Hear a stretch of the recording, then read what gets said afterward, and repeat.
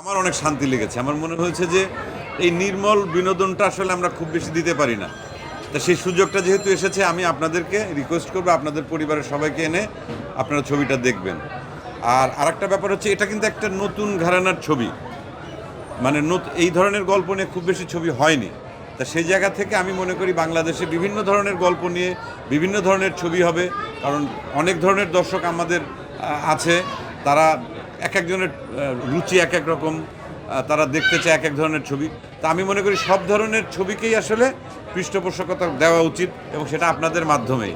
আপনারা যদি এই কথাগুলো যদি সারা দেশের মানুষের কাছে ছড়িয়ে দেন, এবং সারা দেশেই ছবিটি মুক্তি পেয়েছে, এরপরে দেশের বাইরে আমেরিকা, অস্ট্রেলিয়া, কানাডা, মানে পর্যায়ক্রমে সব জায়গায়, দেশের বাইরেও আমাদের যত বাঙালি ভাই বোন আছেন তারাও এই ছবিটি দেখতে পারবেন।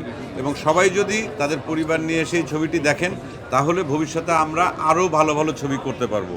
এবং সবসময় আপনাদের প্রতি কৃতজ্ঞতা, আপনারা এই যে সারা দিন ধরে যে কষ্ট করে কাভার করছেন, মানে আমাদের এই সিনেমার জন্য আপনারা এসছেন, এই জন্য আপনাদের প্রতি অনেক ভালোবাসা, অনেক কৃতজ্ঞতা। আপনারা আমাদের সিনেমার জন্য অনেক বড় সহায়ক শক্তি প্রচারের ক্ষেত্রে। সেই কাজটি আপনারা করবেন, ভালো সিনেমা বা দর্শকের কাছে পৌঁছে দেওয়ার জন্য আপনারা যে দায়িত্ব সবসময় পালন করেন সেটা করবেন। আপনাদেরকে অসংখ্য ধন্যবাদ। আর আমি টোটাল উৎসবের টোটাল টিমকে, এবং সেই সঙ্গে যারা যারা দর্শক, আমি যতদূর জানি যে এই কয়েকদিনের টিকিট জি জি, sold out আমরা আর কি। অসম্ভব সারা পাচ্ছি। অসম্ভব আমরা, সাড়া। আসলে এটা আশাতীত, আমি বলবো। আর আমরা ভাগ্যবান যে এইরকম একটা ঘটনা আসলে খুব বেশি ঘটে না। তারিক আনাম খান থেকে শুরু করে এই বাচ্চা ছেলেটি, মানে কয়েকটা জেনারেশন আছে এই ছবিতে, এবং সবাই যার যার মতো তাদের অর্জন আছে।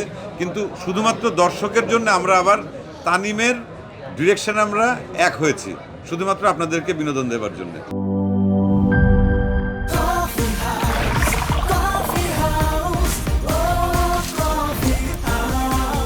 কফি হাউস, প্রতি চুমুকে আড্ডা জমে।